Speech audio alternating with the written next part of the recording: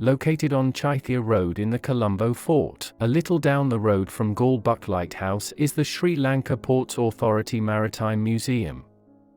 It is situated on the harbour premises and is housed in a renovated building dating to the Dutch period. It is run and maintained by the Sri Lanka Ports Authority. There are exhibits displayed outside the museum in the front. They include a steam locomotive engine, cannons, anchors, and a steam-operated crane.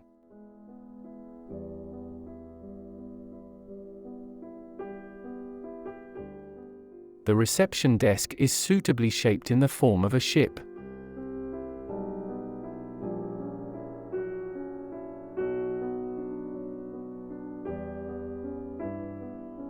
The building was used by the Dutch as a warehouse to store cured meats, butter, cheese and other foodstuffs, and gin and wine, imported from abroad.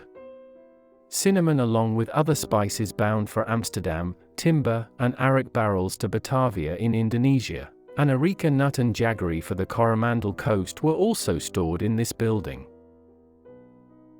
Ship paraphernalia such as masts, planks, nails, ropes and sails, too, were stored here.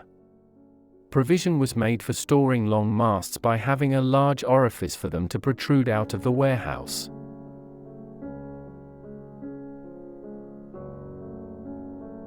During the time of the British, when old buildings were being demolished for the renovation of the port, it was saved from demolition in 1951 by the intervention of the then Governor-General Viscount Soulbury.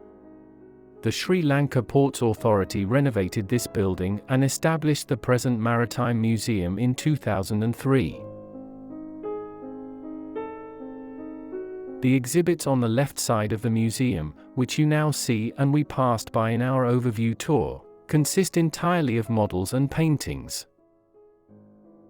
The series of models and paintings that you see as you enter the museum depict significant events in Sri Lanka's maritime history, beginning with the arrival of Vijaya, the putative founder of the Sinhalese race, in the 5th century BC. Banished by his father, who was a king in North India, he landed on the northwestern coast of the island after a hazardous sea journey according to the Mahavansa, the Great Chronicle.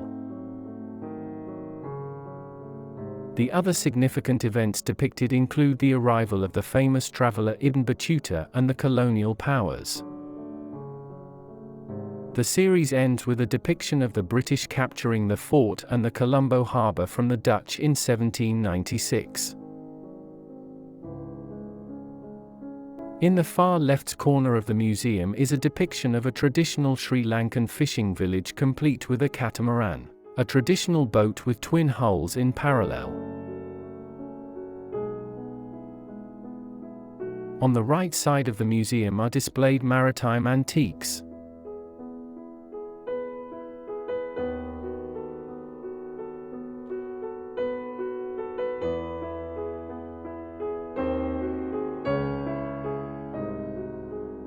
These slings were used to load and unload large animals. A mattress cover prevented injury to the animals.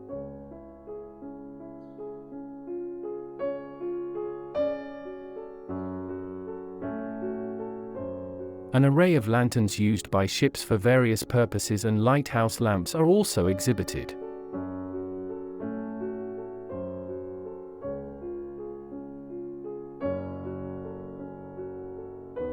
On the wall above the marine antiques are a series of paintings which show the state and the development of the Colombo harbour from pre-Portuguese to modern times.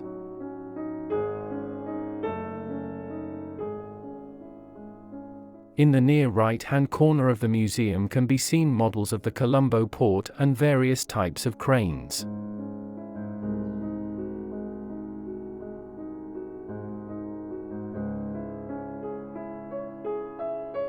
In the middle of the museum are boards on stands providing information related to the maritime history of Sri Lanka, on topics including international trade and ancient foreign coins discovered close to ancient harbours in the country. Just outside the museum is its lecture hall, in which a group of school students are seen here watching an educational video.